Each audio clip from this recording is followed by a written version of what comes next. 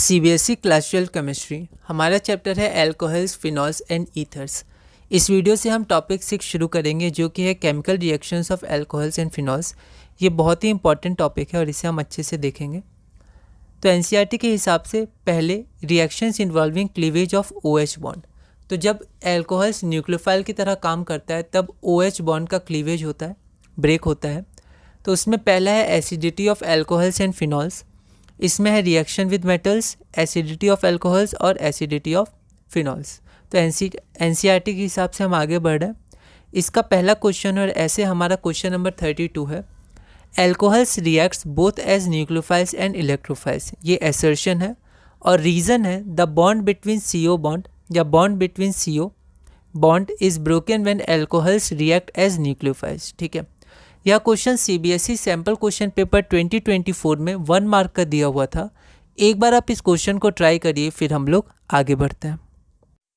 तो यहाँ पर हमें पता है कि एल्कोहल्स न्यूक्लियोफाइल्स और इलेक्ट्रोफाइल्स दोनों की तरह काम करता है। एनसीईआरटी में ये समझाया गया है, तो असर्शन तो सही है।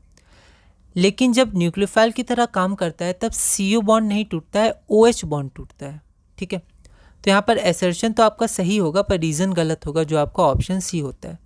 The bond between CO is broken when alcohol reacts as electrophiles, या फिर the bond between OH is broken when alcohol react as nucleophile।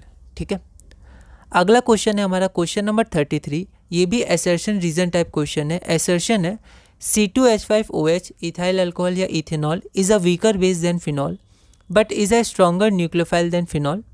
और रीज़न है हमारा in phenol the lone pair of electrons on oxygen is withdrawn towards the ring due to resonance. यह question CBSE sample question paper 2020 में 1 mark का दिया हुआ था। एक बार आप इस क्वेश्चन को ट्राई करिए, फिर हम लोग आगे बढ़ते हैं।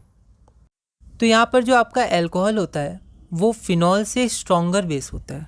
ठीक है, और वीकर एसिड होता है।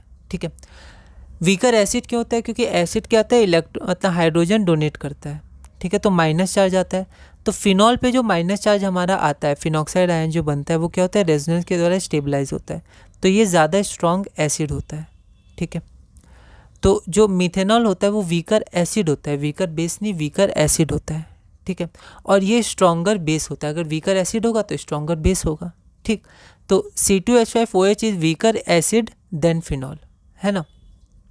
और रीज़न में क्या है, in phenol the lone pair of electrons on oxygen is withdrawn towards the ring due to resonance. ये बिल्कुल सही है, क्योंकि रेजोनेंस होता है, इलेक्ट्रॉन क्या करता है, बेंजीन रिंग में आता है, या कहें तो बेंजीन रिंग विड्रॉ करता है इलेक्ट्रॉन्स को, तो रेजोनेंस होता है। ठीक है, तो रीज़न तो आपका सही है लेकिन असर्शन गलत है।